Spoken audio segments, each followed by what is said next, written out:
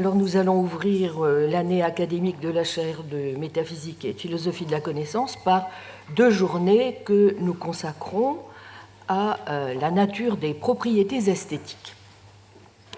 Dans la préface au petit livre paru en 1979 des catégories esthétiques de Robert Blanchet, Yvon Bellaval écrivait ceci. Lorsque, après la Première Guerre mondiale, Robert Blanchet est sorti de l'école normale supérieure, son intention, il me l'a confié lui-même, était de se consacrer à l'esthétique. Mais trop soucieux d'exactitude, le vague qu'il y rencontrait ne tarda pas à le décourager. Il se tourna vers la psychologie et la philosophie des sciences. L'examen critique de la notion de fait psychique et la traduction du Novum Organum de Whewell, de la construction de la science, permettaient plus de précision. Et Bellaval de poursuivre, la nostalgie de l'esthétique l'avait-elle abandonné? Il aimait la musique et la peinture. Modestement, il était la modestie même. Il se bornait à quelques articles ou conférences qu'il abandonnait, ça et là, à des feuilles universitaires. Cela pouvait-il lui suffire? Il n'avait certes pas oublié pourquoi il avait en définitive préféré la compagnie des logiciens à celle des esthéticiens. Il y pense sans doute en rappelant ici aux pages 9 et 10 l'embarras où l'on s'était trouvé pour définir le beau, essayant de se tirer d'affaire en parlant de modalités, de nuances, en flanquant de quelque sorte la beauté de part et d'autre de formes plus ou moins dégénérées, le joli et le gracieux du côté sensoriel, le sublime et le tragique du côté émotionnel. Mais si de telles incertitudes étaient décourageantes, les questions qui les provoquaient n'en perdaient point par cela même leur valeur. Et il était peu vraisemblable que l'école de la logique n'aidât pas à en débrouiller quelque chose, je souligne. À reprendre l'idée catégorielle du beau, on obtenait par exemple cette conclusion, d'abord que le problème de l'établissement de la liste des catégories esthétiques et celui de leur organisation en système sont interdépendantes, ensuite que pour l'un comme pour l'autre, il convient d'adopter une démarche tâtonnante, de proposer des suggestions plutôt que d'imposer des dogmes. Sur quoi il devenait moins imprudent de revenir sur les termes classiques, le beau, le poétique, le sublime, le gracieux, le joli, et tenter de les éclaircir. Moins imprudent de comparer les catégories esthétiques et les styles historiques, enfin d'aborder le problème de la laideur. Fin de citation. Chers amis, en choisissant de prendre le vague comme angle d'attaque pour aborder la question des propriétés esthétiques, qui va nous occuper ces 2 journées durant, je me sens toute honte bue, un peu dans la peau de Robert Blanchet, au moins sur un point. Je parle devant d'éminents spécialistes d'esthétique et de philosophie de l'art, auxquels je n'ai rien d'autre à offrir, je le crains, que mon incompétence en ces matières, et les quelques observations d'une métaphysicienne depuis toujours convaincue pour aborder quelques problèmes que ce soit en philosophie, de la clarification conceptuelle que cela impose et de l'entreprise de catégorisation qu'il faut ensuite mener à bien. Mais contrairement à Robert Blanchet, cela fait longtemps, je le crains, que non seulement le vague ne me fait pas peur, mais que je le tiens pour un concept que la philosophie, que le philosophe doit prendre très au sérieux, que ce soit sur le plan logique, sémantique, épistémique ou ontique, mais sans doute sur des bases sensiblement différentes de celles que Blanchet associe, comme beaucoup, à l'exact opposé de la rigueur et de la précision requises par la pensée.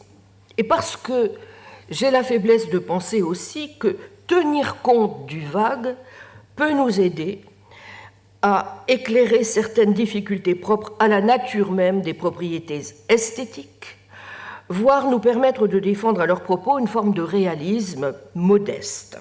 Et c'est donc cet angle que j'ai choisi d'adopter pour m'adresser à vous ce matin.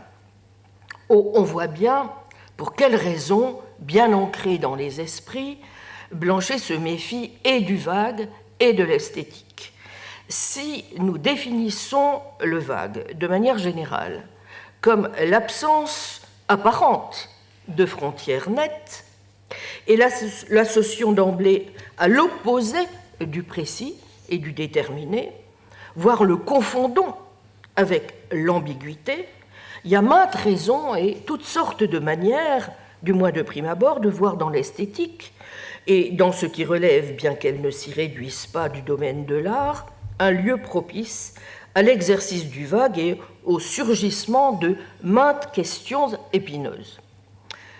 Ainsi, même sans souscrire d'emblée à telle ou telle conception ectoplasmique ou ineffabiliste de l'art qui mettrait plus l'accent sur l'expérience esthétique, du moins décrite comme le vécu d'un flux émotionnel continu, que sur ces objets, ou à quelques conceptions plus ou moins platoniciennes, voyant dans les propriétés tant artistiques qu'esthétiques des propriétés formelles ou éthérées sans relation aucune avec les propriétés physico-chimiques de l'objet, ou encore, de façon, dirons-nous, plus douce, à une conception pleinement intentionnelle, soulignant davantage la visée transcendante de l'art que la base réelle constituée par ces objets, de quelque nature que soient de telles entités, il est tout à fait évident qu'il y a bien des occasions de repérer du vague en art et en esthétique. Pour n'en citer que quelques-unes, s'agissant d'abord de la définition de l'art, on sait tout le travail mené au XXe siècle dans le domaine de l'ontologie de l'art pour clarifier ce qui le définit, ce en quoi consiste la nature d'une œuvre d'art, ses conditions d'identité et d'individuation, le statut des propriétés esthétiques et artistiques, et l'on sait aussi la suspicion qui frappe les entreprises ontologiques et métaphysiques dont on estime qu'elles nous conduisent bien loin des expériences esthétiques, des pratiques artistiques, partant des œuvres elles-mêmes. On se souvient que pour éviter les questions définitionnelles gênantes ou stériles, Goodman a suggéré de donner à la question « Quand y a-t-il de l'art ?» priorité sur la question « Qu'est-ce que de l'art ?» En dehors des raisons plus générales donc qui ont à voir avec les réticences à l'égard de l'ontologie comme telle, et en particulier à l'endroit de toute possible résurgence de telle ou telle forme de réalisme en art, en particulier sous une guise platonicienne, il est également indéniable que ces doutes ont été partiellement justifiés par les développements qui ont scandé l'histoire de l'art elle-même, lesquels ont conduit à appeler à une nécessaire dédéfinition de l'art, du fait des difficultés croissantes de l'art contemporain, à décider de critères permettant d'identifier ce qu'il convient de tenir pour de l'art. Ne sont plus rares ceux qui estiment qu'en fait nous sommes désormais entrés dans un moment de l'histoire de l'art où celui-ci s'est tellement dilué dans toutes sortes de domaines, de façons et de moyens d'expression, que dans une certaine mesure il relèverait davantage de la vapeur, du gazeux, du parfum ou de l'atmosphère, serait à la fois partout et nulle part, et qu'il vaudrait peut-être mieux parler désormais d'hyper-esthétique que d'esthétique. Le même vague entoure la définition d'une œuvre d'art. A-t-on affaire au même type d'entité face à une peinture, une sculpture, à un morceau de musique? Quelle sorte d'entité est une œuvre d'art? Un type, un token, un événement, un état de choses? Est-on en présence d'une entité réelle, nominale, conceptuelle, purement mentale, conventionnelle? Quelles sont les conditions d'identité essentielles d'une œuvre d'art? Sont-elles foncièrement sémiotiques, historico-intentionnelles, évaluatives? Comment encore tracer la frontière entre la peinture originale et sa reproduction ou restauration indéfinie, entre la performance d'une œuvre musicale et son enregistrement? Où exactement commence l'œuvre d'art? Lorsqu'elle est créée dans l'esprit de l'artiste, lorsqu'elle est exécutée, comme l'occurrence d'un type ou d'une structure, comme un particulier abstrait instancié, une sorte d'action, une sorte d'événement? Mais aussi, quand cesse-t-elle d'exister? Simplement comme œuvre d'art, Un Cézanne est-il toujours un Cézanne lorsqu'il sert de porte à un poulailler, ou quand sonne l'heure de fermeture du musée et qu'il n'y a plus d'observateurs pour admirer la peinture sur le mur? Comme en d'autres domaines, du moins lorsque le vague est considéré non comme un mystère irréductible, mais comme un problème inhérent à toute interrogation sur ce que veut dire être de l'art ou être une œuvre d'art, plusieurs théories ont été proposées pour tenter d'amortir de telles conclusions sceptiques, relativistes et antiréalistes, souvent présentées comme inévitables.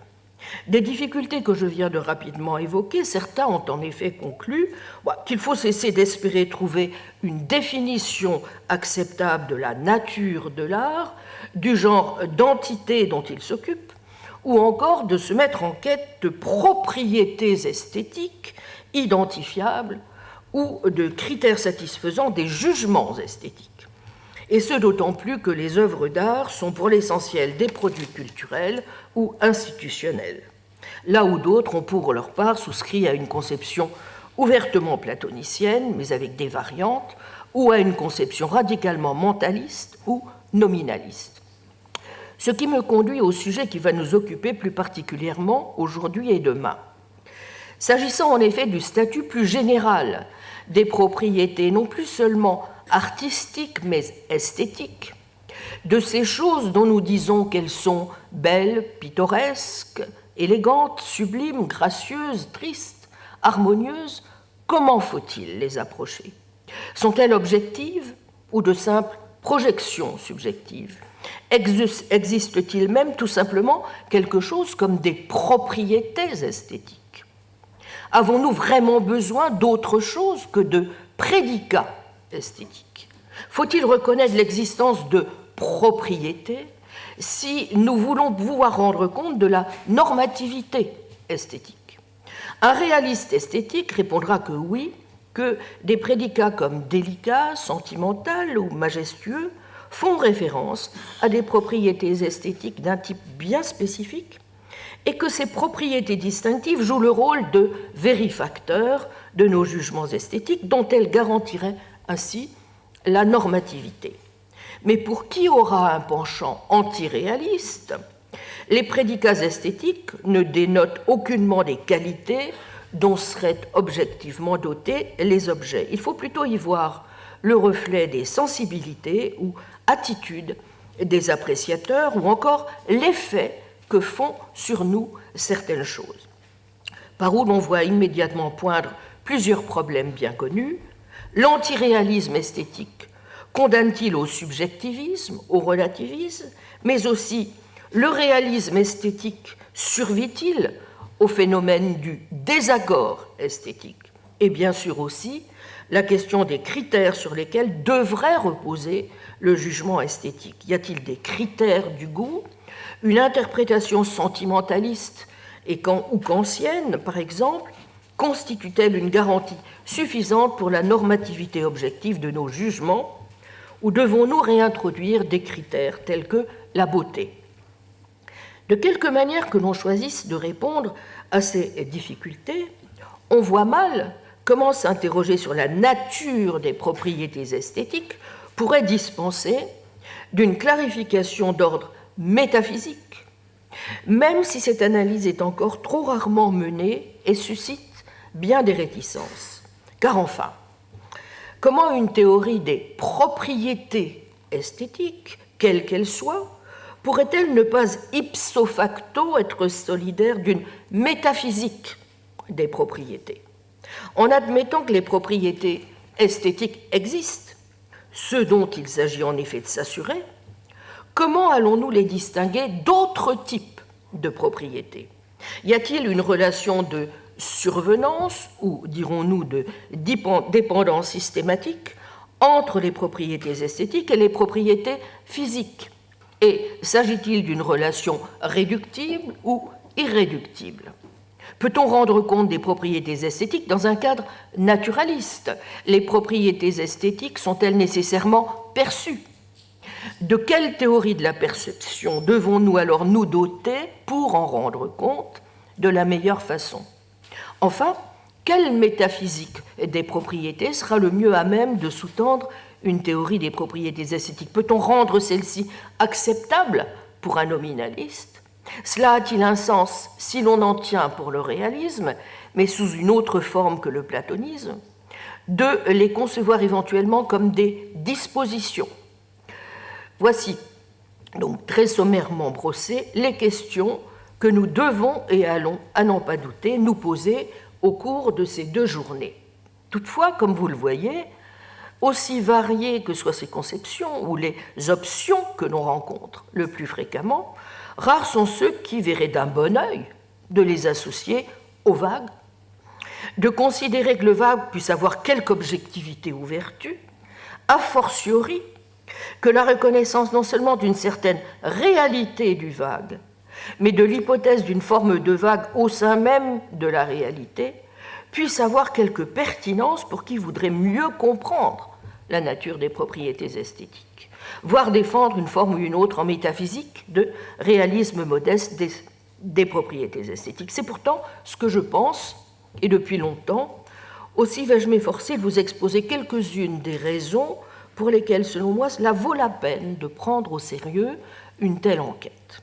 Or, cela fait un moment, comme je le disais, que je juge important de prendre au sérieux le vague, ce dont le logicien et métaphysicien de Milford, Charles Sanders Peirce, fut de fait l'un des premiers à prendre toute la mesure en n'omettant aucun de ses aspects logiques, sémiotiques, épistémiques, éthiques, mais aussi ontologiques.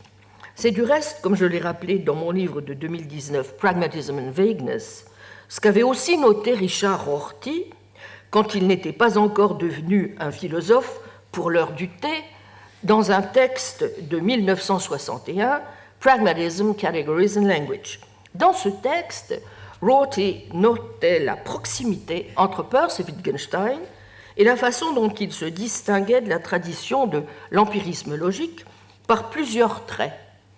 Un rejet commun du nominalisme, autre nom pour eux de cette pure et simple erreur qu'est le réductionnisme, laquelle correspond à ce besoin protéin de transcender le langage qu'avait évoqué David Peirce, une réflexion ensuite sur les universalia en thérème, conçus non comme le signe qu'on a succombé à ce besoin, mais plutôt comme le meilleur moyen de le répudier avec toute la rigueur requise. La même idée encore, formulée chez Peirce par l'affirmation que le vague est réel, et chez Wittgenstein qu'il faut soigneusement distinguer détermination logique et détermination causale, une similitude de vue, enfin, sur le langage, présente dans le slogan « Ne cherchez pas le sens, regardez l'usage » et le sens d'un concept est la somme de ses effets possibles sur la conduite, venant en appui l'un de l'autre. Il faut assurément louer Rorty d'avoir bien vu ces points communs, bien perçu aussi que la critique du nominalisme va chez ces 2 auteurs de pair avec le rejet de tout réductionnisme, lequel se traduit à son tour par un manque d'attention, et ce à tous les niveaux, langage, signification, connaissance, enquête, mais aussi ontologie, à ce phénomène si important du vague. J'ai peur cette conviction que le vague n'est une imperfection ni du langage, ni de la pensée, ni de la connaissance, que les logiciens ont été fautifs, n'en déplaise à Blanchet, de ne pas l'analyser de près, et qui peut même être tenu à certains égards pour une perfection, va prendre, comme on sait, une telle ampleur qu'il s'intégrera à toute une logique, ou plutôt sémiotique, du vague. Depuis cet article de Rorty, plusieurs philosophes, moi-même, mais aussi Putnam, Christopher Hookway, avons souligné l'importance du vague pour toute une série de philosophes désormais rangés sous la bannière du pragmatisme, et notamment Frank Ramsey, lequel, s'agissant plus spécifiquement du vague, reprochait à l'auteur du Tractatus son scolasticisme, dont, disait-il, je cite Ramsey, l'essence consiste à traiter ce qui est vague comme si c'était précis et à essayer de le faire entrer dans une catégorie logique exacte. Fin de citation. Dont, disait-il, reproche qui n'est peut-être pas, pardonnez-moi, sans rapport avec une orientation plus réaliste, d'ailleurs, du pragmatisme de Ramsey, qu'on ne le soutient le plus souvent, mais en un sens bien particulier, où il s'agit précisément d'y entrer le vague, et ce aux 3 niveaux de la sémantique, de l'épistémologie et de l'ontologie. Et c'est précisément ces 3 dimensions du vague qu'il me faut donc un petit peu mieux détailler à présent.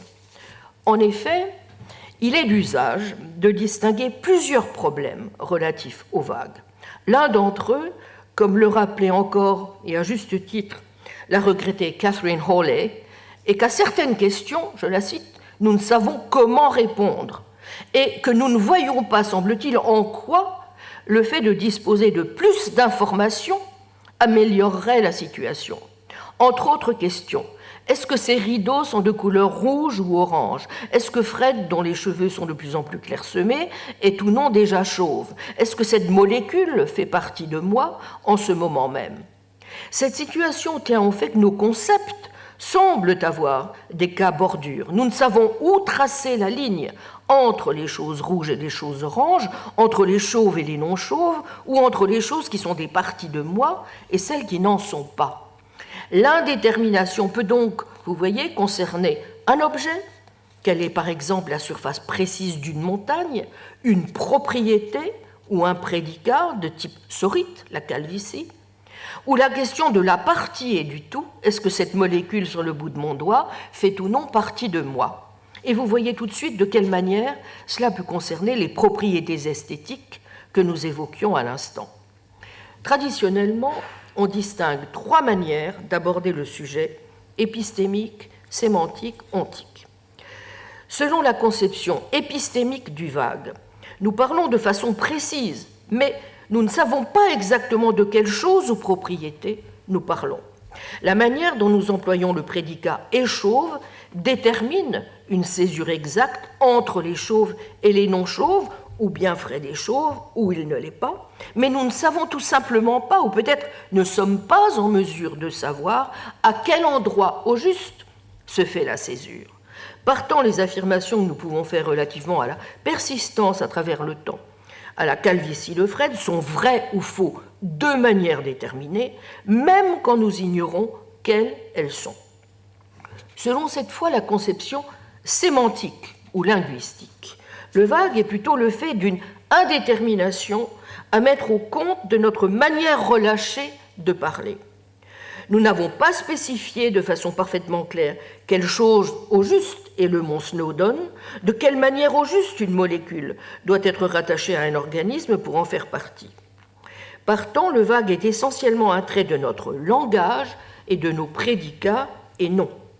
Ces 2 conceptions ne sont pas équivalentes, même si Russell, par exemple, les traite comme telles, dans la mesure où, dans un cas comme dans l'autre, le vague se situe dans nos représentations linguistiques ou mentales et non dans la réalité elle-même, et implique donc la fausseté de ce qu'implique cette 3e conception du vague, à savoir la position ontologique.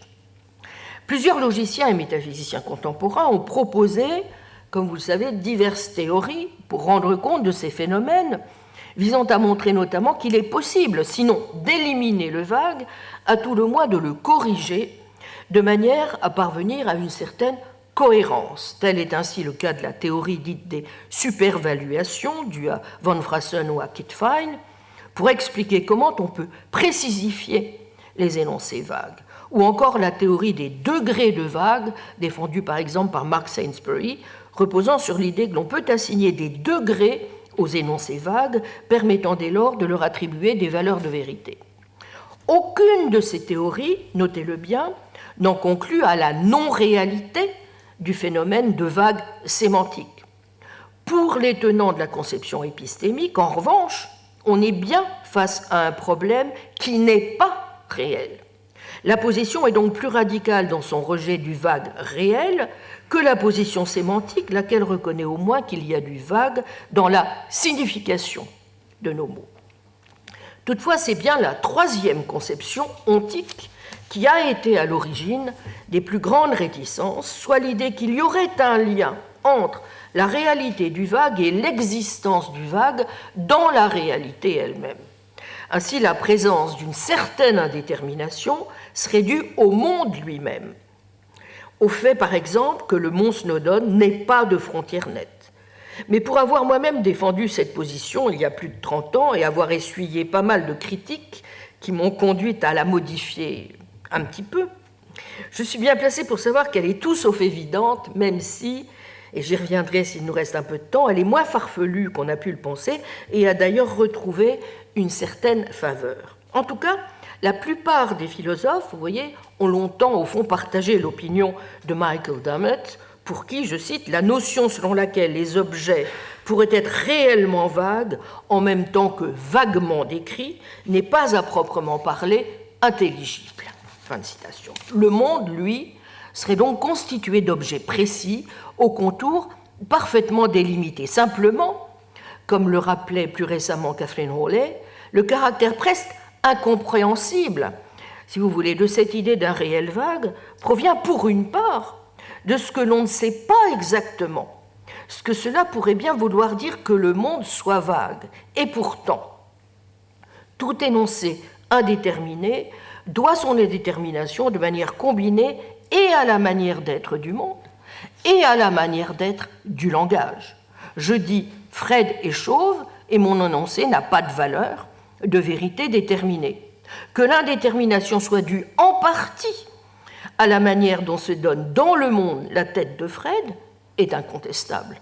Si Fred avait été un peu plus ou un peu moins chevelu, alors il n'y aurait aucune indétermination dans la question de savoir s'il était chauve. De même que l'indétermination soit en partie liée au langage est incontestable.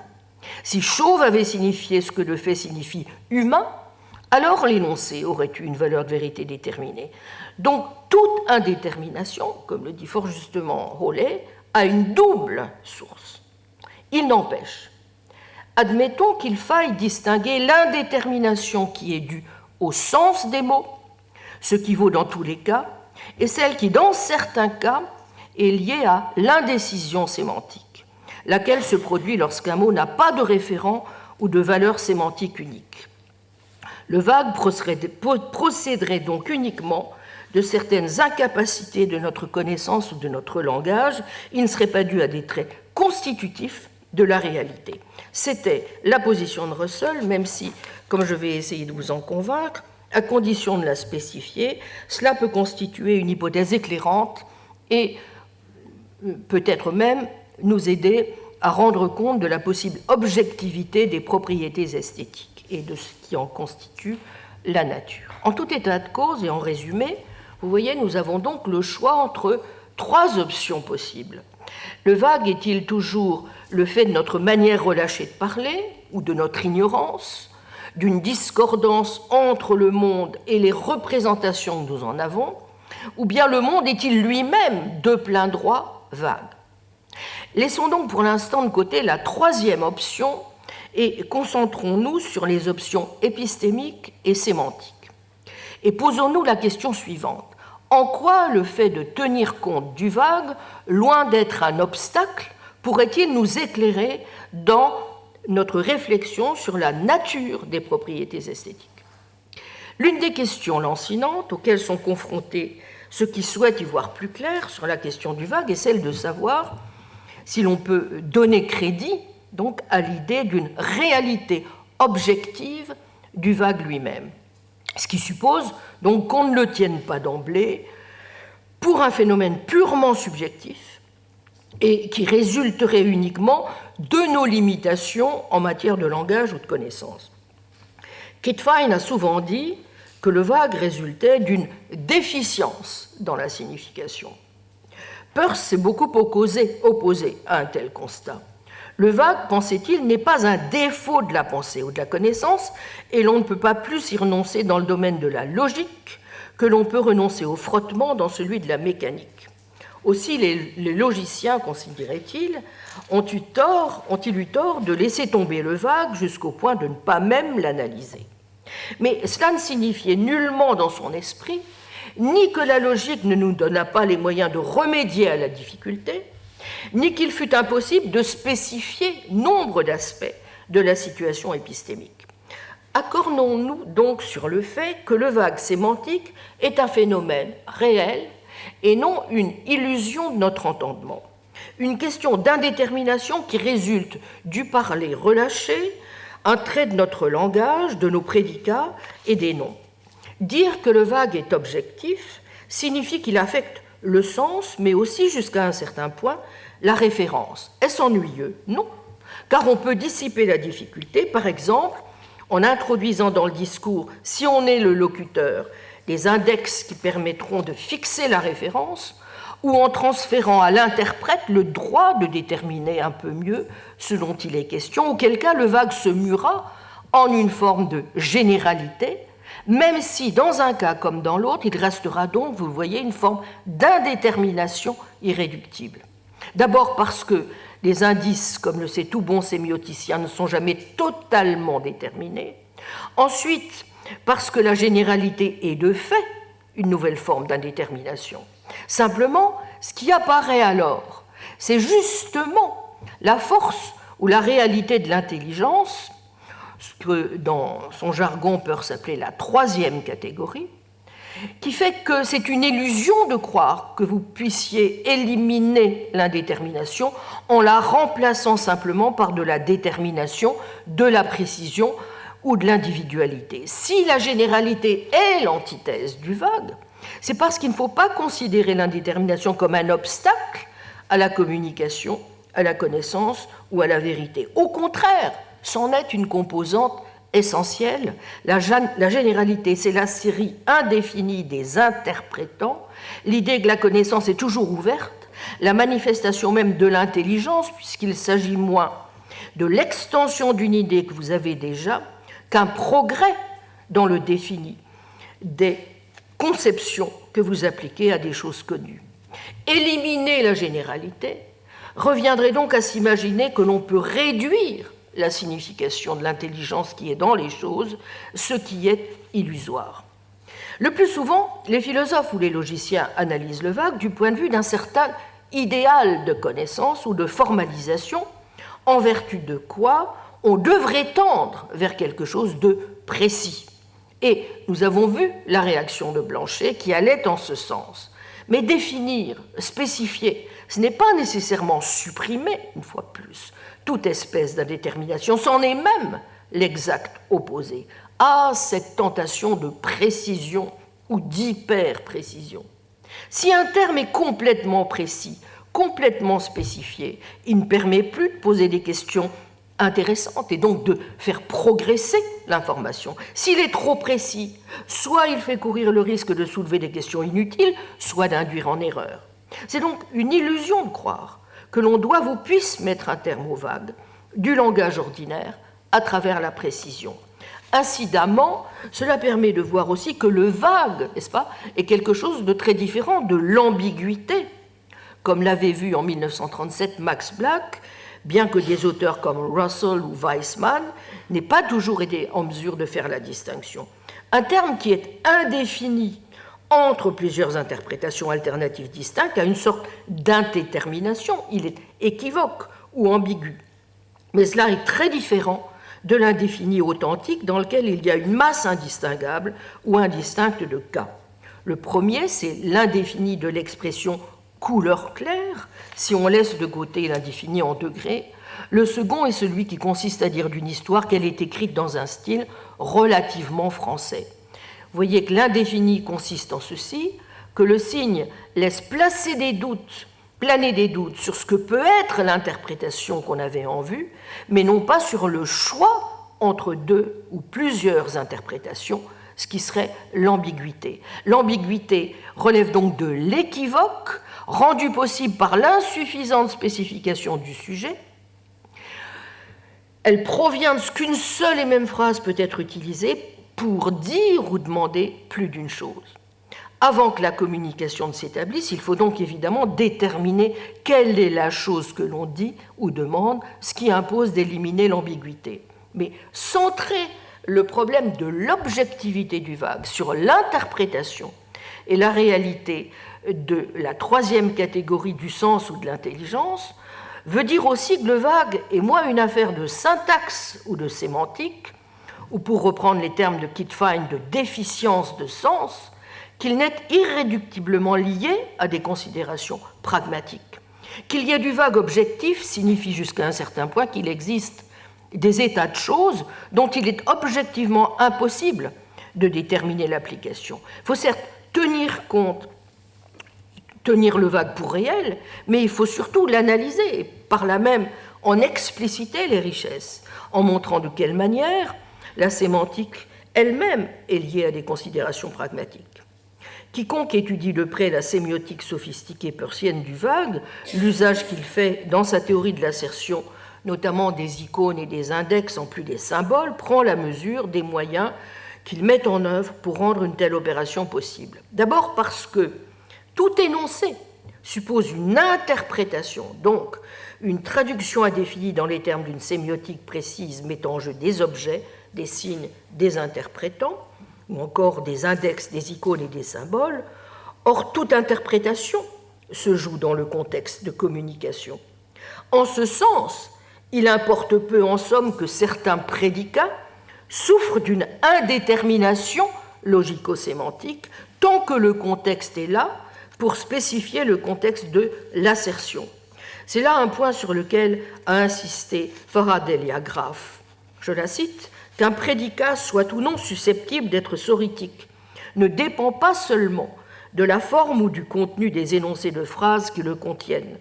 En effet, si des expressions vagues nous semblent dépourvues de frontières, c'est en raison du vague de nos intérêts, si bien que la sémantique des expressions vagues rend les conditions même de vérité des énoncés qui en renferment, sensibles à nos intérêts, avec pour résultat que le langage a une source traçable dans le vague de nos intérêts. Ce qui n'empêche en rien qu'il soit possible d'expliquer pourquoi nos intérêts peuvent être vagues, pourquoi il se fait qu'ils peuvent sembler tolérants d'une manière qui laisse intacte leur cohérence. » Fin de citation. Donc, si nous prêtons plus attention à la manière dont nous employons les expressions vagues, cela laisse plus de place que nous le pensons communément au sein de l'espace de la logique classique et de la sémantique à la prise en compte du phénomène du vague, pourvu que nous soyons attentifs aux contraintes claires qui doivent toujours peser, et en particulier aux contraintes qui ont trait au relationnel, à la coordination et à la similarité. Le vague, vous voyez, est donc au fond objectif, sans être problématique, parce que l'assertion implique des croyances, des habitudes qui se manifestent dans notre usage des signes et dans cette mesure dans notre usage conceptuel autant que linguistique. On a donc intérêt à ne pas confiner les discussions sur le vague à une simple investigation linguistique, c'est-à-dire à une théorie de la production et de la détermination de la signification, ni à la question de savoir s'il faut créer une logique pour rendre compte du vague objectif du langage ordinaire. Peut-être vaudrait-il mieux tâcher d'analyser le mode de production, le rôle que jouent les croyances dans la formation de nos concepts et dans leurs usages.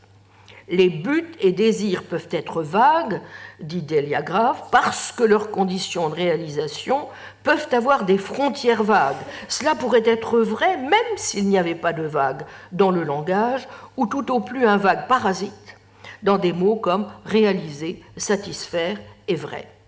Partant, en particulier, les cas bordures ne sont pas tout ce qui importe en matière de vague.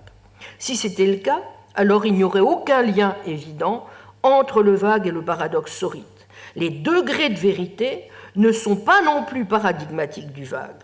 En conséquence, si nous prenons le vague au sérieux et si nous reconnaissons que nous ne parlons que métaphoriquement, l'admission de frontières floues est, semble-t-il, tout ce dont nous avons besoin pour caractériser le vague. Dès lors, si nous avons raison de rejeter les cas bordures comme marque définitionnelle du vague, c'est qu'un prédicat peut, semble-t-il, avoir des cas bordures sans avoir de frontières floues. Fin de citation. Il me semble que nous pouvons, à ce stade, en tirer déjà quelques leçons et considérer par exemple que les difficultés que nous avions au départ mentionnées quant aux définitions de ce que c'est que l'art ou de ce que c'est qu'une œuvre d'art ne constituent peut-être pas en définitive un défaut, mais la situation somme toute banale qui vaut pour n'importe quelle forme où se déploie intelligence, création ou intentionnalité. De la même manière, le fait que des indices soient nécessaires pour qu'une assertion fonctionne comme telle signifie aussi qu'une œuvre humaine ne peut pas être pensée en termes purement nominalistes ou de manière goodmanienne, comme un système purement symbolique, constructionniste ou notationnel. Nous nous rendons mieux compte aussi que pour saisir ce qu'est la nature d'une œuvre d'art ou pour comprendre son mode opératoire, nous ne devons pas seulement regarder sa structure, par exemple la structure sonore d'une symphonie, mais aussi les intentions qui sont en jeu, ainsi que le contexte historico-culturel dans lequel elle a été créée, jouée, ainsi que les pratiques artistiques auxquelles elle a été associée, qui, aussi diverses soient-elles, selon le style, le genre et le type d'œuvre produit, et le groupe, l'école, le mouvement artistique, définissent souvent une série de caractéristiques qui sont plus précises et moins arbitraires qu'on ne le pense, en termes de règles et d'activités codifiées, d'écoles académiques, de filiation, d'apprentissage, ou une stabilité relative de transmission des conventions communes. Toutes choses qui, en particulier, contribuent à singulièrement éroder le relativisme auquel on pourrait être enclin. Cela posé, quel sens pourrait-il y avoir à défendre aussi, mais d'un point de vue épistémique cette fois, l'objectivité du vague? Nos prédicats vagues, disais-je, ont en fait des limites précises d'application, mais dont nous sommes ignorants. Comme on l'a vu, la ligne majoritaire de ne pas y voir un phénomène réel, mais un simple signe de nos limitations cognitives. Ainsi, nos limitations épistémiques et notre faillibilité seraient de bonnes raisons d'être sceptiques sur la possibilité de parvenir à une évaluation correcte d'une œuvre d'art, de ses qualités esthétiques réelles et de la possibilité de parvenir à des jugements esthétiques objectifs. Est-ce pourtant aussi sûr? On vante beaucoup la précision, et notamment ce qu'elle apporte en mathématiques, mais celle-ci compte-t-elle autant en présence de la méthode à suivre dans l'enquête, y compris dans les sciences physiques? Après tout, l'imprécision, les valeurs asymptotiques, les erreurs de mesure y tiennent aussi une large place. Et l'on insiste souvent sur la fécondité d'une épistémologie faillibiliste, à même de capturer les éléments d'incertitude inhérents à toute recherche. Il peut donc y avoir de la vertu dans le vague épistémique, et ce au moins pour plusieurs raisons. Pour le rôle que joue par exemple l'hypothèse initiale, nécessairement vague, dans l'enquête, hypothèse que l'on viendra bien sûr ensuite préciser, interpréter, défendre, mais aussi parce que certaines de nos croyances de sens commun, qui sont tout particulièrement vagues, fonctionnent bien comme des certitudes indubitables, comme une base fondationnelle de vérité ou encore comme des autorisations épistémiques, a priori, à même de fonder, au moins prima facie, nos prétentions à la connaissance. Bien qu'elles soient non fondées et acceptées sans justification, si nous les considérons comme la vérité même, c'est parce que, lorsqu'il est absolument impossible de douter d'une proposition, il est clair qu'il n'y a pas lieu de désirer quoi que ce soit de plus. C'est pourquoi il est facile d'être certain, il suffit au fond simplement d'être assez vague. Sans doute, dès que nous parvenons à spécifier, à relever le défi de telle ou telle affirmation, nous pouvons alors envisager qu'elle soit fausse et avoir des doutes à son endroit. Mais tant que nous ne spécifions pas, par exemple, ce qui est brûlé par le feu, dans quelles circonstances, peu de choses peuvent falsifier la vague affirmation de sens commun que le feu brûle. Ajoutons que nos jugements de perception sont inévitablement vagues et que pour cette raison, on doit les tenir pour acritiques, même si, là encore, des jugements de perception ultérieurs permettent au sein d'un processus abductif sophistiqué de les placer sous le contrôle du sens commun critique. En tout cas, pour toutes ces excellentes raisons, nous devrions cesser de penser que c'est en raison de notre ignorance dans certains domaines artistiques et de la faillibilité irréductible de nos jugements que nous sommes totalement incapables de parvenir à la moindre objectivité dans nos jugements esthétiques. En vérité, il y a une sorte de désarroi critériologique d'autant plus fort aujourd'hui que cela semble être à présent inscrit dans la définition même du domaine. Les œuvres sont si diverses, les expériences si disparates, qu'elles ont fini par constituer la définition paradoxale d'un art dédéfini. Or, si nous n'avons plus d'expérience esthétique cohérente, mais sommes plutôt en présence d'une pluralité d'expériences, que peuvent bien être les conditions de jugement esthétique, puisque nous ne sommes même plus sûrs de sa définition?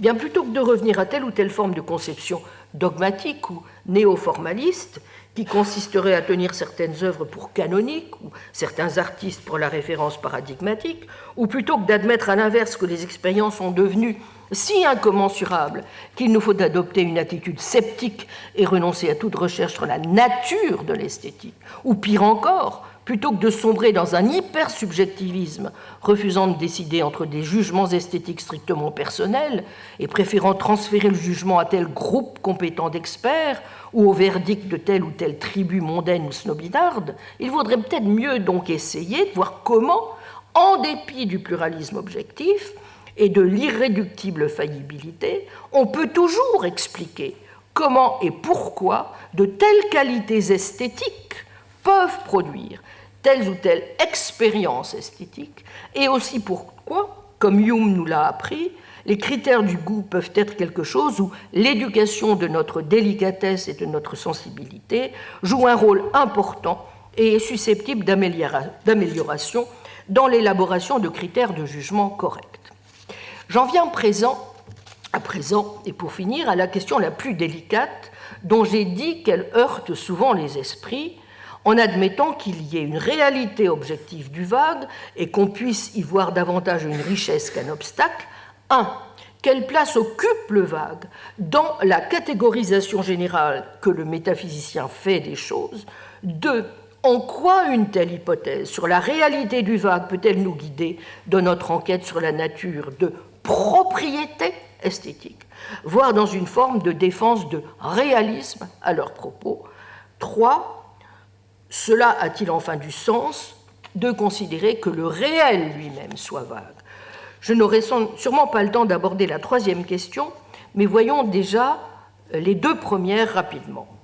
Prenons la première. J'ai commencé en louant Blanchet d'avoir souhaité opérer une classification des catégories esthétiques. C'est évidemment à une entreprise de catégorisation du réel et de ses propriétés qu'une fois la clarification conceptuelle opérée, tout métaphysicien digne de ce nom doit se livrer. Cela suppose d'abord de s'interdire de confondre et encore moins de réduire des questions liées aux vagues métaphysiques à des questions relatives aux seules vagues linguistiques ou conceptuelles ou logiques ou physiques. Ni la logique ni la physique ne constituent le dernier mot dans une analyse correcte du vague et de l'indétermination réelle. Sans doute, seule l'universalité logique confère-t-elle l'intelligibilité à l'universalité réelle? Il faut donc y travailler, d'où la nécessaire exploration qu'il faut par exemple mener en direction d'une logique triadique ou de logique à plusieurs valeurs de vérité. Mais la logique ne peut être tenue pour la réponse finale à la question du vague. Mais la physique ne saurait davantage constituer la réponse ultime. D'abord parce que, même si nous savons tous en général, par exemple, qu'un objet c'est quelque chose, il n'est pas toujours facile de spécifier la nature de ce quelque chose. Et surtout, nous avons parfois du mal à en attribuer la cause à un vague qui serait purement épistémique, et donc finalement évitable. Prenons le cas d'un objet physique. Il existe, il est accessible à notre expérience perceptuelle, nous y réagissons, mais comment définir ce qu'il constitue? Est-ce la somme de ses parties? Est-ce un tout irréductible à ses parties? On peut aisément tracer la ligne de démarcation entre un objet créé, un artefact, une chaise, une montre, et un organisme vivant, mais si nous hésitons justement à dire de cet objet physique qui est un corps vivant que c'est un objet, c'est bien parce qu'il paraît y avoir en lui quelque chose d'irréductible qui résiste à la simple juxtaposition et composition de ses parties. À l'inverse, nous peinons moins à qualifier d'objets physiques des phénomènes naturels tels qu'une montagne ou un atome, et pourtant, rien n'est moins sûr. Nos réticences peuvent avoir deux sources. S'agissant de la montagne, si nous hésitons à la classer dans la rubrique objet, c'est essentiellement parce qu'une montagne ou un désert ou une île, ce n'est pas quelque chose de précis, dont les contours seraient bien déterminés. On a plutôt l'impression qu'il n'y a pas de division nette entre la matière qui compose par exemple le Mont Blanc et la matière qui compose ses alentours. Les bords du Mont Blanc sont flous. Certaines molécules sont bien en lui, d'autres bien en dehors. Mais certaines ont un statut indéfini. Et il n'y a aucun fait décisif de toute évidence qui permette de décider si elles sont dehors ou dedans. C'est du reste ce qui nous conduit à penser que le vague n'est pas d'ordre purement épistémique, mais que nous sommes bien en présence, avec le Mont Blanc, d'un objet vague. Et les difficultés de se mettre à pleuvoir, de quels critères d'identité et d'individuation disposons-nous pour dire de tel objet qu'il est cet objet, c'est-à-dire lui-même et pas un autre. S'agissant de l'atome ou de la molécule, ce n'est plus tant le problème de l'indétermination ou des critères d'identité de l'objet physique qui se pose à nous, c'est plutôt celui de la frontière qu'il convient de tracer entre un objet physique et un objet mental. Quel rapport y a-t-il entre les deux? Où se fait le lien et la rupture entre ce qui est donné et ce qui est construit, théorisé? Vous voyez tout de suite comment le problème prend une acuité particulière si nous voulons penser, comme s'y est essayé du reste Jean-Marie Schaeffer, en quoi peut consister un objet esthétique. Et l'on voit bien toutes les difficultés qui surgissent dès qu'on essaie de caractériser ce en quoi consistent des objets mentaux et abstraits, dont on sait qu'elles n'ont cessé de hanter les philosophes qui se sont penchés sur la nature de la réalité, de l'abstraction, de la généralité, enfin, ce qu'on appelait au Moyen-Âge le classique problème des universaux. Donc, ce que je veux dire par là, c'est qu'avant même de se demander si cela a un sens de parler d'objets vagues, vous voyez bien qu'il est d'abord important de se demander comment, voire si, on peut tout simplement parler d'objets. En deuxième lieu, il faut procéder donc à l'analyse catégorielle, et ici encore, on mesure vite que si les gens s'opposent souvent à l'idée d'un réel vague, c'est certes parce qu'ils le jugent être en contradiction avec les lois de l'identité, mais c'est aussi parce que, dans une certaine mesure, ils croient que les défenseurs d'une telle position sont condamnés à soutenir qu'il doit y avoir du vague tout du long, si l'on veut que le monde soit vague, comme l'observait Catherine Hawley. Mais c'est bien sûr absurde. Le vague est certes une catégorie réelle et irréductible, mais ce n'est que l'une des trois catégories réelles et irréductibles, bien que liées dans l'expérience qui est la nôtre de la réalité. J'estime qu'il nous faut au moins trois types de réalia. Des qualités sensibles, des qualia qui nous fassent goûter les choses et mesurer leur infinie fragilité, et c'est bien ce que l'on attend, propriétés esthétiques. Des réactions dynamiques qui garantissent notre contact existentiel avec le monde, meilleur vaccin contre l'idéalisme à la Berkeley et à la Hegel, de l'intelligence enfin, ou ce qu'on peut, faute d'un meilleur terme, appeler du sens, sans lequel aucun lien ne pourrait se faire entre ces ordres catégoriels aussi réels qu'irréductibles. Il est clair, par exemple, que si l'on définit l'objet à partir de la catégorie réactive, ou en s'appuyant, comme je le soutiens dans mon réalisme dispositionnel, à la suite du grand Sidney Shoemaker qui vient de nous quitter récemment, sur un critère causal d'existence, il n'y a pas lieu de se poser la question de son vague. L'objet est parfaitement précis. Simplement, la réalité de l'objet ne se réduit pas à son existence actuelle, hic et nunc. S'agissant de sa réalité, il vaut mieux la concevoir en termes de possibilia réels ou de would-be nomologiques et conditionnels, plutôt qu'en termes de substance individuelle. C'est en tout cas ce qu'il faut commencer par déterminer.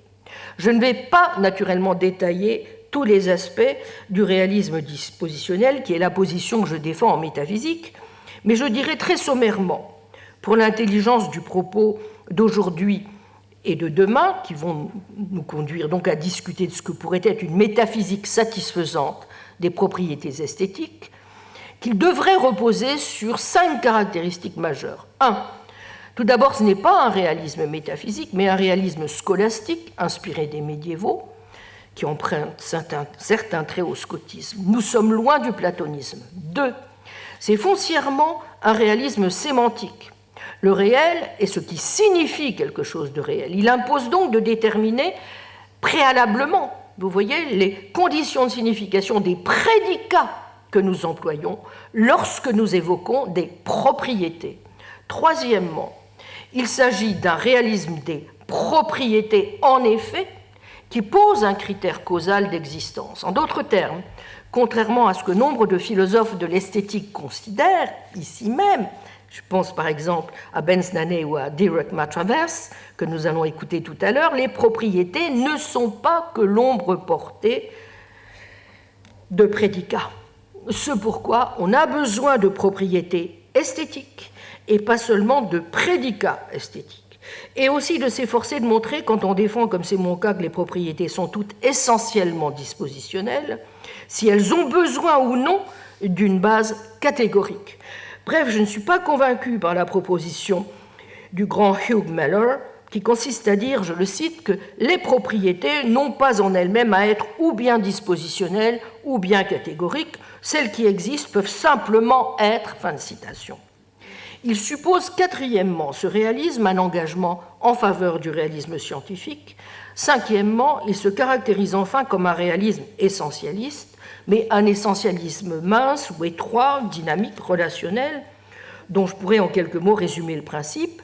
Les dispositions réelles que nous rencontrons tout autour de nous, et cela vaut donc aussi pour les dispositions d'ordre esthétique, trouvent leur intelligibilité dans la nécessité conditionnelle de lois, mais les lois, à leur tour, ne sont d'une description vraie du monde que pour autant qu'elles se fondent dans ce que les choses peuvent faire, les choses étant prises au sens de possibilia réels qui sont métaphysiquement nécessaires mais découverts a posteriori au contact de l'expérience. J'en tire plusieurs conséquences pour notre enquête sur les propriétés esthétiques. Premièrement, si l'on veut pouvoir dire que les propriétés, quelles qu'elles soient, ne sont pas donc que les ombres portées de nos prédicats, et cela vaut donc aussi pour les propriétés esthétiques, alors nous devons les définir essentiellement par les dispositions et les pouvoirs causaux qu'elles exercent, faute de quoi nous n'aurions aucun accès cognitif aux choses.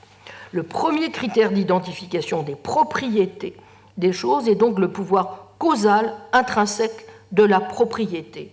Pour citer Shoemaker, ce qui fait d'une propriété la propriété qu'elle est, ce qui détermine son identité, c'est le potentiel qui est le sien de contribuer aux pouvoirs causaux des choses qui l'ont.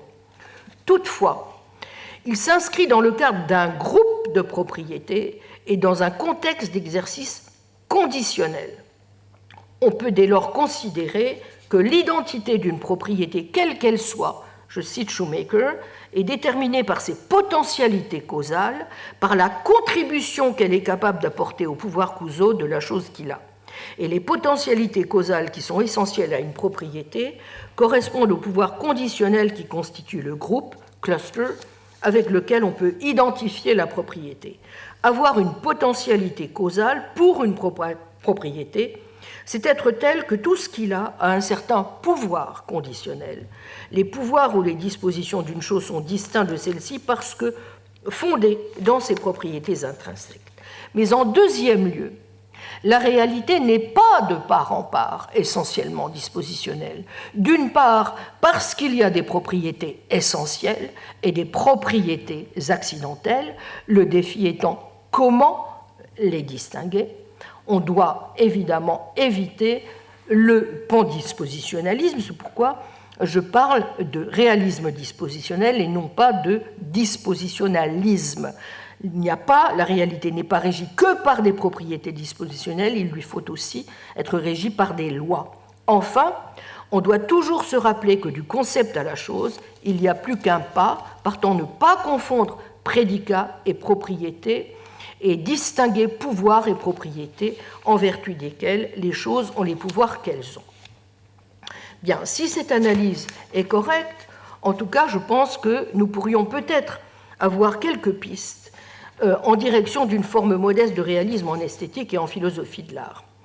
Ainsi, peut-être ne devrait-on pas considérer une œuvre d'art comme une forme platonicielle, un type normatif, une structure formelle, une production transcendante totalement indépendante de l'esprit, ni davantage comme une pure création mentale ou une construction formelle, symbolique, mais plutôt comme une somme de dispositions relevant plus dans une certaine mesure d'un artefact que d'un objet naturel à proprement parler, dont le fonctionnement esthétique est partiellement naturel et partiellement normatif et nomique. Partant, même si la nature de l'œuvre d'art subit des changements à travers reproduction, performance, enregistrement, traduction, restauration, elle n'en demeure pas moins toujours relativement la même œuvre d'art, même si le concept de ressemblance ou de ressemblance réelle me semble ici plus opérante que celle d'identité relative, du moins que son fonctionnement, dès lors du moins que son fonctionnement esthétique peut se révéler ici utile en termes de densité syntaxique, sémantique, de saturation relative, d'exemplification, de références multiples, et reste donc cohérent, intentionnel et signifiant, ainsi que reconnaissable et évaluable comme tel par la communauté esthétique des observateurs et utilisateurs qui a plus à voir avec un accord des sensibilités et des goûts tels que les entendait un Hume, un Kant, un James, ou qu'avec les jugements d'experts à travers ces divers changements. Le caractère dispositionnel de l'œuvre expliquant pourquoi, contrairement à ce que pensait Gilson, elle continue d'exister alors même qu'elle n'est pas jouée, lue ou dans l'obscurité d'un musée, mais aussi pourquoi elle reste pour toujours ouverte à des interprétations indéfinies. S'agissant à présent donc des propriétés esthétiques, qu'elles soient affectives, poignantes, passionnées, effrayantes, troublantes, ou évaluatives, belles, laides, sublimes, on doit pouvoir admettre qu'elles dépendent systématiquement de ou surviennent sur les propriétés physiques phénoménales, même si elles leur sont irréductibles, et les considérer comme des propriétés réelles. Ici encore, elles ne surviennent pas directement sur ces dernières, mais seulement au travers du réseau constitué par nos croyances, nos émotions et les impressions phénoménales. C'est pourquoi, si l'on peut expliquer les propriétés esthétiques d'une œuvre d'art à partir de ses propriétés non esthétiques, on ne saurait inférer les premières des dernières. Voilà qui devrait nous permettre de poser les bases d'un réalisme modeste qui satisferait aux 5 conditions énoncées par Levinson et Matravers dans leur article de 2005, que je donnerai en anglais.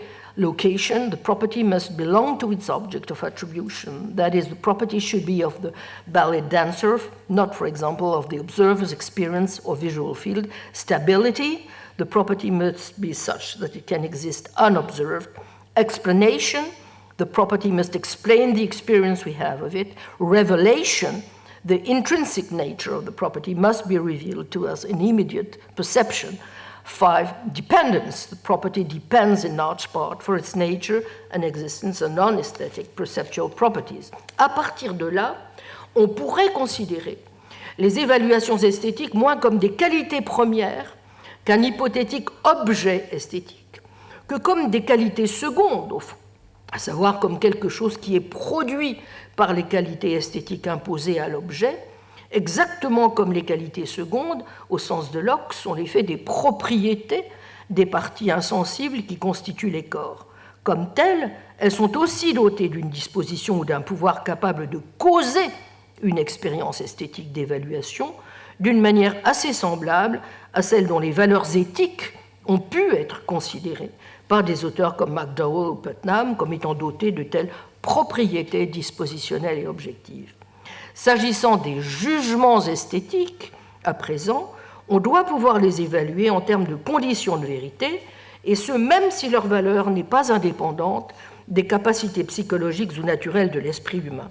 De fait, sans expérience, on ne saurait formuler la moindre valeur esthétique, mais une telle expérience peut être objective, pour autant qu'elle considère que l'œuvre d'art a ses qualités propres et que celle-ci se présente par le biais de quelque expérience perceptuelle qui est universelle et directe. Rappelons enfin que la possibilité du vague épistémique, de l'ignorance ou de l'erreur, n'est pas une objection à la réalité des propriétés correctement attribuées. On tend, je crois, à surestimer beaucoup la faillibilité des jugements esthétiques qu'on ne devrait pas confondre avec le projectivisme en esthétique, à savoir la thèse selon laquelle aucun jugement esthétique n'est objectivement justifiable.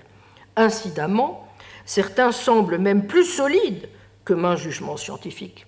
Par exemple, la plupart des jugements scientifiques émis du temps de Shakespeare sont aujourd'hui nuls et non avenus, ce qui n'est pas le cas des pièces de Shakespeare elles-mêmes. Il n'en reste pas moins que bien souvent, les conditions standards d'observation, contrairement à ce que pouvait dire Zemach, ne sont pas faciles à déterminer.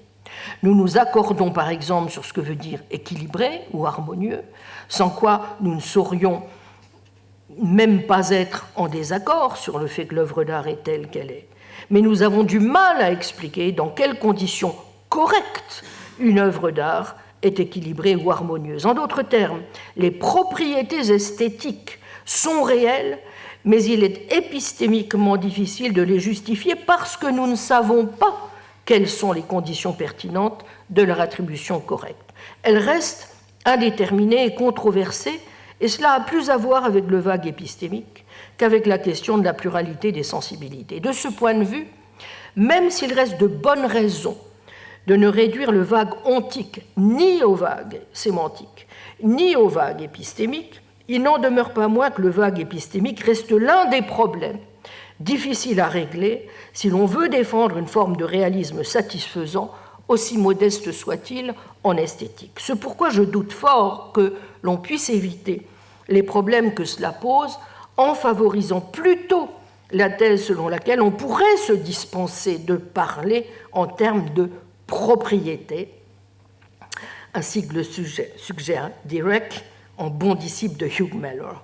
En dépit de certains avantages que cela aurait en termes d'économie, d'exigences moins fortes sur le plan des conditions de vérité à remplir, cela ne réglerait pas plusieurs questions d'importance, à commencer par celle-ci. Comment l'analyse alors proposée du contenu permettrait-elle d'éviter l'ambiguïté? Comment rendrait-on compte de l'autonomie esthétique? Comment respecterait-on en conséquence les exigences en termes de localisation et de stabilité?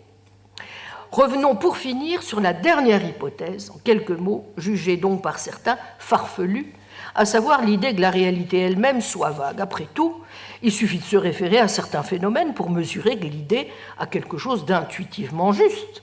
Songeons au fameux problème de l'identité d'un objet ou d'une personne, à la célèbre reconstruction du bateau de Thésée, à la disparition progressive des moustaches du chat Tibbles, ou encore au mal de chien que l'on a à décider où commence la ville et où se termine la banlieue. À vrai dire, si nous nous en tenons à l'attrait suscité par l'idée, le penchant qui a prévalu dans les discussions qui sont allées bon train sur le vague autour des années 90, c'est plutôt fait, in fine, en faveur de la thèse que le monde pourrait bien ne pas être entièrement précis et que le vague, en définitive, ne serait pas purement sémantique ou épistémique. Comme je le rappelais en 1993, d'une manière ou d'une autre, les discussions contemporaines sur le vague ont essayé de rendre compte de ces deux intuitions principales. Non seulement qu'il y a du vague objectif, mais que le réel lui-même est vague. Mais est-ce là en définitive quelque chose d'aussi peu naturel? J'ai toujours considéré pour ma part que l'approche ontique est non seulement naturelle, mais légitime. D'abord parce que les principes logiques ne sont pas seulement valides de façon régulative, mais comme des vérités de l'être, mais aussi parce que l'on ne peut rendre compte de maintes propriétés du langage naturel si l'on ne voit pas que le langage, lui aussi, fait partie du monde. Est-ce là, au fond, une position si différente de celle qu'adoptait Russell dans ses articles classiques sur le vague, même si l'on n'en accepte pas toutes les conséquences? Ce que le vague montre, en effet, c'est que la logique est inapplicable au langage naturel, ce qui ne signifie pas qu'elle soit fausse, mais simplement qu'elle est inappropriée. Ainsi que l'écrivait le logicien et métaphysicien de Milford, il se peut que rien dans le monde ne se conforme précisément à la rigidité de notre idée de quelque chose de suffisamment stable pour être représenté par un signe. Le lecteur connaît plusieurs exemples d'insolubilia de ce genre, ainsi que les appellent les logiciens, c'est-à-dire de cas dans lesquels toute tentative pour raisonner aboutit à une absurdité. Fin de citation. Quels que soient nos efforts, les mystères entourant le vague ne sont donc pas toujours faciles à dissiper. Mais paradoxalement, peut-être est-ce dû en partie à ce que Peirce observait à propos de la logique, laquelle, disait-il, je le cite, nous apprend à nous attendre à certains résidus de rêverie dans le monde et même à des contradictions. Fin de citation. Mais on peut, à la difficulté, répondre, je crois, de trois manières au moins. D'abord en rappelant, comme le soulignent les récentes approches sur le vague, qu'il importe en effet de mieux distinguer les phénomènes du vague et de l'indétermination. Ensuite, comme Williamson lui-même l'admet, que même si strictement comprise, la distinction entre le vague et la précision s'applique aux représentations, cela n'exclut pas la possibilité qu'elles reflètent une distinction correspondante dans ce qui est représenté. En tout état de cause, semble concéder Williamson, les questions métaphysiques reste à résoudre. Pour ma part, j'ai toujours considéré qu'une certaine montée ontologique était nécessaire, pour autant que cette entreprise sache rester aussi modeste, aussi tâtonnante donc, pour reprendre le terme de Blanchet, et aussi économique que possible, qu'une métaphysique qui embrasserait une forme de réalisme dispositionnel serait en mesure de remplir un tel agenda et donc de rendre justice simultanément à la réalité objective du vague et sous une forme certes revue à l'intuition, sinon d'objet vague, à tout le moins d'une indétermination irréductible au niveau même de la réalité. Mais pour l'heure, je me contenterai de conclure en suggérant que, quelle que soit l'option retenue, la prudence reste de mise, car au fond, il est parfaitement concevable que ce que nous appelons le monde réel ne le soit pas parfaitement, mais qu'il y ait des choses qui soient de même indéterminées. Nous ne pouvons être sûrs qu'il n'en soit pas ainsi. Il est donc possible, voire probable, qu'il en aille des propriétés esthétiques, comme de ces choses dont nous ne pouvons rien dire, ou même de ces choses, comme le suggérait Frank Ramsey, que nous ne pouvons même pas siffler. Auquel cas, que peut-on faire de mieux, si l'on est un métaphysicien sérieux, sinon que de s'en remettre à la poésie, à la peinture ou à la musique, en nourrissant l'espoir de pouvoir ainsi briser le silence. Je vous remercie.